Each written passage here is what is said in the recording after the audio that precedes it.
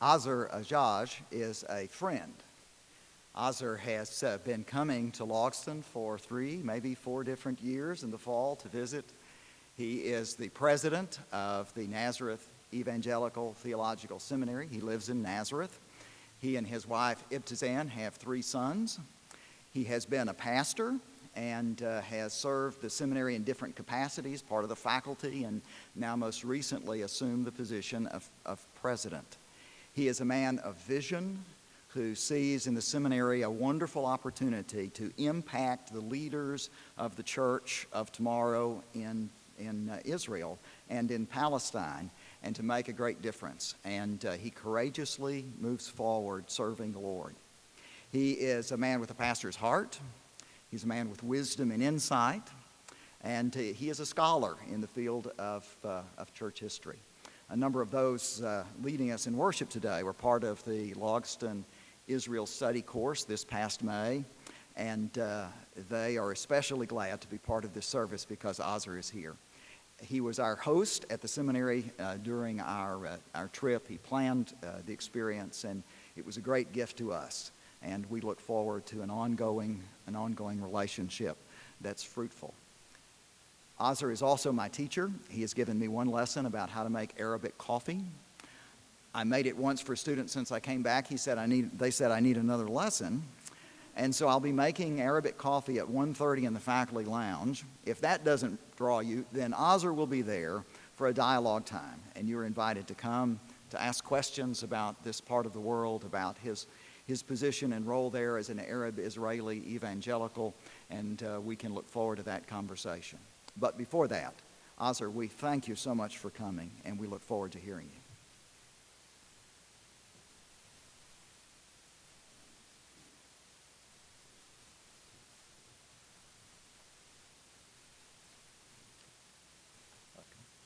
Well, hello everyone. I'm so pleased to be with you, and we've been blessed with having the group from Logsdon coming last May, and I encourage more of you to come.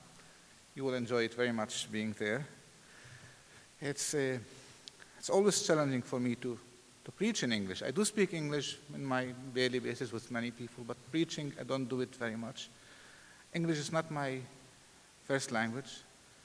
Neither it's my second language. It's my 3rd language. I am an Arab.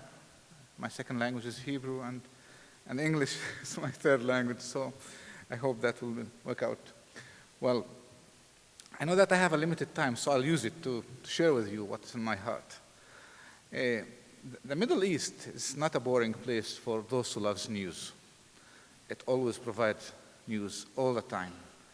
And whether it's good or bad, it's a different story, but it's always exciting for those who likes to have news. And this statement, even, it's not a new statement. We go back to the passage we're reading. It's also some news about war and fighting happening there. It's continuing from centuries, from thousands of years up until our days. And the story the story of Gideon that I'm relating to, does not start in actually in a normal place for those who goes back and read the whole story. It doesn't start in a normal place. Gideon, the story started in, usually starts as Gideon threshing wheat, and usually you do that in an open area, so the wind will carry out the straw and leave the wheat behind so you can use it. Nevertheless, Gideon was doing that in a hole in the ground, in a wine press. And the reason he was doing that in this place is because his fear from the Midianites who were occupying the land at that time. Well, if you just look at these verses, oh, I'm doing the right arrows here. Gideon has a reason of doing that in that spot. This group of people who were occupying the land of Israel at that time, they were cruel people. They were not simply occupying the land and stealing the crops and the cattle. They enjoyed to make people feel the hurt and the suffering. They burned the fields. They killed the cattle. They want to make sure that the people who are living in that land are frightened from them, and they were successful by doing this. And Gideon, as an example of a person who's just trying to live his daily life by smuggling a little bit of food to his family, to his people. And at that spot, at that hole that Gideon is hiding in, the angel of the Lord passes by him and greets him with a strange greeting, "The Lord with you, mighty warrior."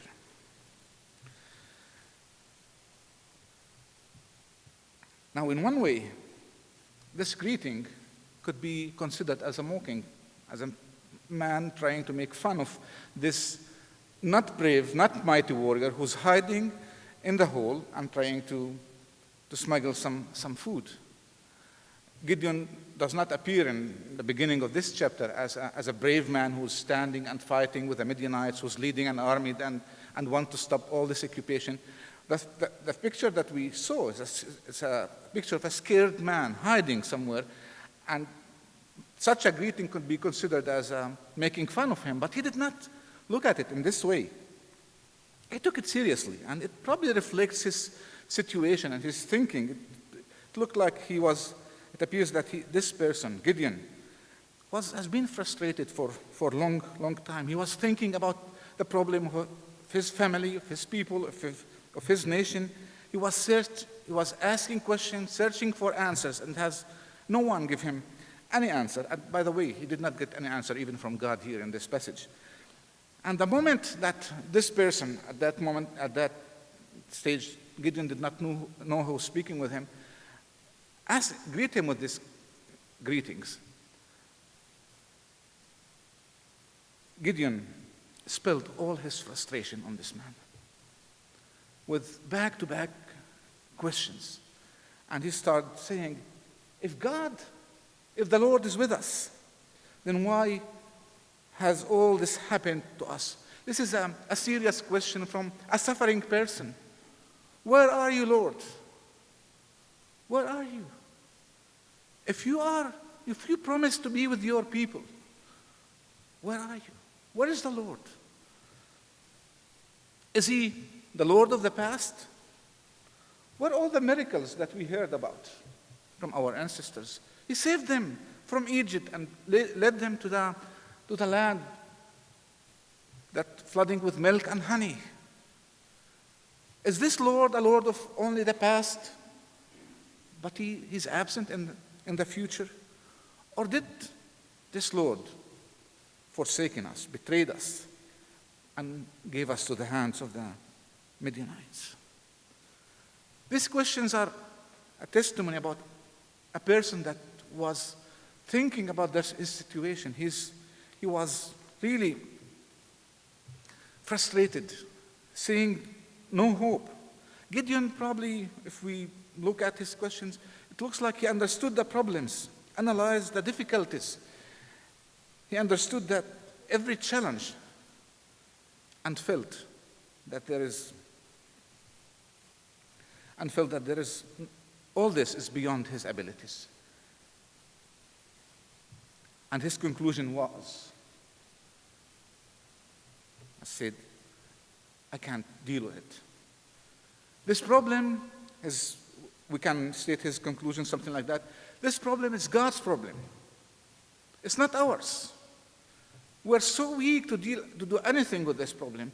And if it is God's problem, let God come down and solve it. I mean, this is a real cry out of despair. We're hopeless. We're helpless. We can't do anything. Our situation is very bad. And if God is there, if God is in control, let him come down and solve this. Amazingly, God is telling him, wait a minute, there is hope. There is hope. And what God is doing, he's saying, it might be my problem. But he's not reasoning with Gideon. He's not discussing the situation of the people of Israel and what led for this occupation. He's not giving him any answer for any of his questions. All what God is telling him, I'm sending you. You go and save your people. God is showing that he's not concerned, at least in this passage, about the reasons that led to this situation. God is showing that all his concern is to save his people, saving his people. And to do that, he's sending Gideon. Well, this is not the first time that God is calling anyone in the Old or the New Testament. And usually when God called people like Moses or Jeremiah, the first response of these people said, "Oh God, you're talking to the wrong person. I will not do it. You should search and look for another person who can do it." That's what happened exactly with Moses. Said, I can't speak, I can't properly. That's what happened with Jeremiah. I'm saying, I'm a kid, a young person, cannot do it. And Gideon is not an exception here. And he's talking to God and telling him, God, you're talking to the wrong person. And it looks like you don't know whom you're talking to. And Gideon gave 3 excuses to God that he cannot do that. The first one, mentioning his tribe, the tribe of Manasseh, that is actually a half tribe living in Israel and half living in the Jordan. It's a small tribe. The word Manasseh even might be understood as a forgotten tribe. It's a small tribe, and Gideon is telling God, this tribe, my tribe is a small tribe, i.e. that I cannot have, it doesn't have a saying, it cannot influence the nation of Israel. They cannot move them to fight with the Midianites. We're very small, nobody will listen to us. And God, so he's saying, not me, I'm from a small tribe. And God, if that is not enough, I'm also from a small family in that tribe. Let's assume that this tribe is influential. But yet, my family has no influence in this tribe. We cannot convince the tribe to take any step like that. Therefore, God, not me. And if this is not enough for you, God, I'll give you the last reason. I am the youngest in my family. Let's assume that my tribe is strong, my family is big, but I am the youngest in the family. No one will listen to me. And Gideon, by these excuses, actually telling God, just look for someone else to do this. Well, God did not. But before I continue with Gideon, let me draw an analogy between Gideon's story and our situation as Arab evangelicals in Israel in particular, and in the Middle East in general.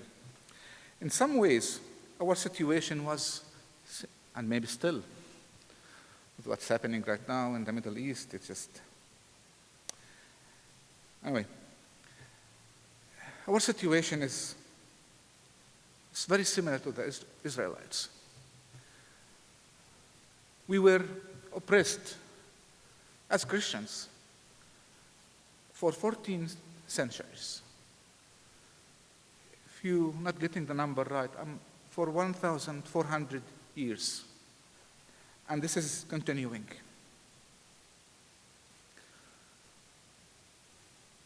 We were not free to live our normal life.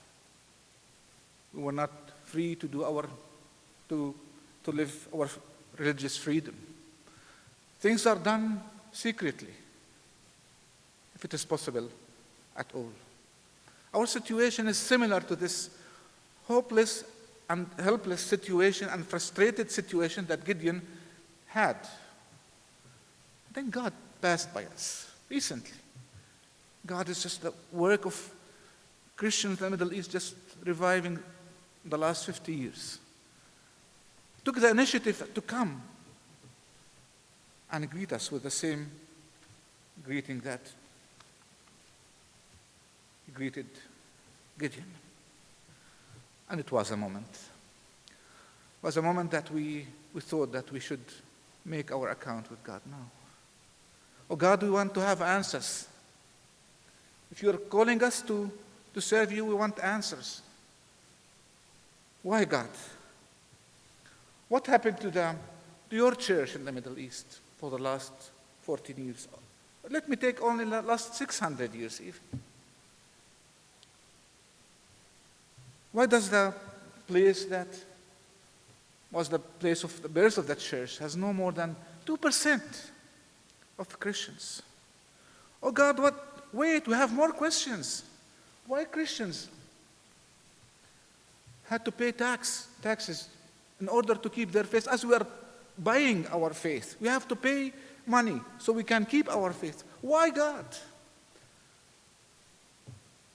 Why we have to be identified?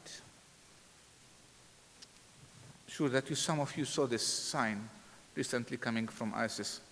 This is simply the red, it's a letter in Arabic, like the letter N, and this is for Nasara, and this is for the Christians. But this is not new. Why we have to be identified by our clothes sometimes? Even the words we have to speak, the greetings we have to greet each other should be different so people will know that we're Christians and treat us properly. Oh God, why when you ask us to share our faith, those who do that are put to death? Why everything we have to do it in a secret way? I can go ahead with more questions. I can ask God, did you forsake us? And there's other questions that we can ask. But God gave us the same answers that he gave to Gideon. It might be my problem. But you local Arab Christians, those that you know me, you go and save your people. And this was the calling for the church in the Middle East. This was the call for the church in Nazareth. This was the call for the church in Israel, that we should obey God by going and knowing what he's asking us to do. Oh God, we do have excuses too. You probably came a little bit late. If you came 500 years ago, or maybe 1,000 years ago, we would be 80% of the population. We could make a great impact. But now, all the Arabs in Israel are 20% of the people. Even most of these Arabs are Muslims, are not Christians. And those who are Christians, they're only Christians by name. And only 3% of these Christians are people who care to serve you. We are a minority in a minority in a minority. God, we cannot do it. It's too much. We're very small. Well, amazingly, it's silence from God. He does not argue with us about it. He does not tell us anything, as he did with Gideon. But as Gideon obeyed, also the church obeyed. Now, one of the beautiful parts of Gideon's story, it's the plan to save the people. And I believe that Gideon went and gathered about 32,000 men so they might fight the Midianites. And probably he looked in the face of these people and said, listen, although we're small relatively, we still can do it. There's 32,000, we can do it, but here God comes in and he pulled the rag out from under his feet. He reduces the number of the 32,000 only to 300 people. God was trying to make Gideon depend on him, not on the number of the people. Our hero now, sorry, I'm just trying to go between this and this. Our hero now has no choice. Either he puts all his trust in God or he withdraws. You know, one of the most beautiful part that I would love to be in that story is Gideon's story. You know, Gideon tried to convince the 32,000 that they can do something. Now, he has to convince the 300 people that they can do something. And I wonder how could he do that? How he could gather the 300 people and tell them, listen, we can do it. The only way I think he could do that they could see through his eyes his trust and faith in God and follow him. Otherwise, nothing could happen. No one will listen to him. They looked at Gideon. Whatever the plan was, silly or not silly, but they looked at him and they saw the faith and trust that he has in God and his obedience to God, and they followed him. And it's the same, amazingly, the same challenges that we have as Arab evangelicals in Israel. We're very small.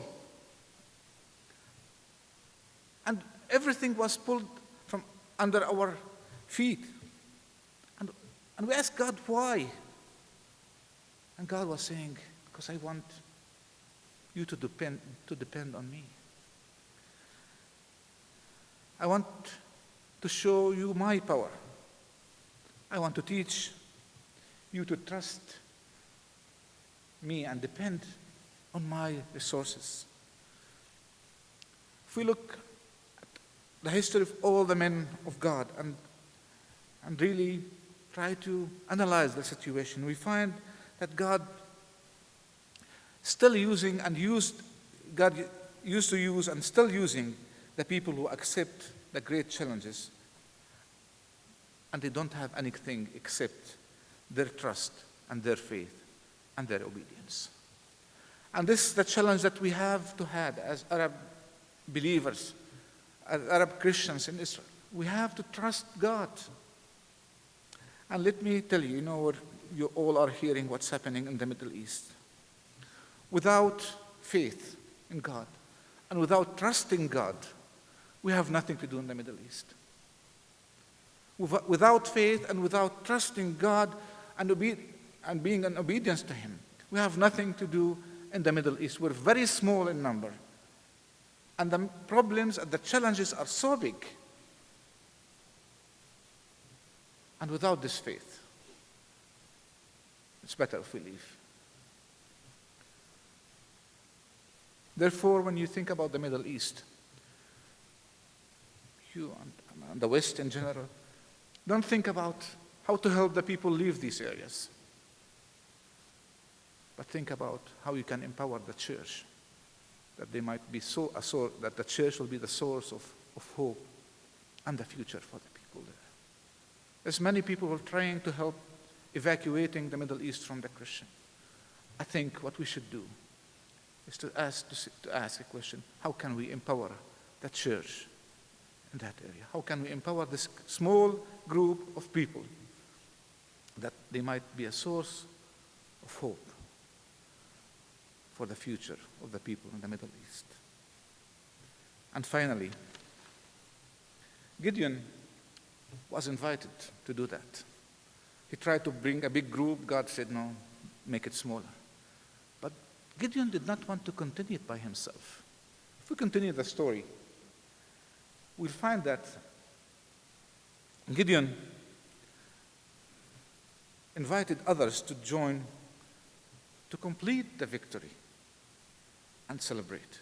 Gideon defeated the Midianites, but he said, wait a minute, why I don't invite others to do that? There's place for them. Although we are the one who are called to do this, but yet they can rejoice and share our victory. We're still one nation, one people. And it's the same with us here. This word, I call it partnership. Partnership is an important word in a Christian ministry. And I am really moved when I look back to the last 100 years at least and see whom God has used and still using in this small piece of land called Israel with a small and forgotten group of people. Although you may not be called to do ministry there, but you still are invited to be partners and definitely celebrate with us what God has been doing. The victory is not only us. The victory is also yours. As Gideon's story ends here, our story is not over. We're passing, Middle East is going through a very difficult and dark time in history. And I believe that the church has a place there to bring hope for the people who has no hope anymore. And you're invited to be partners with us. May God bless you.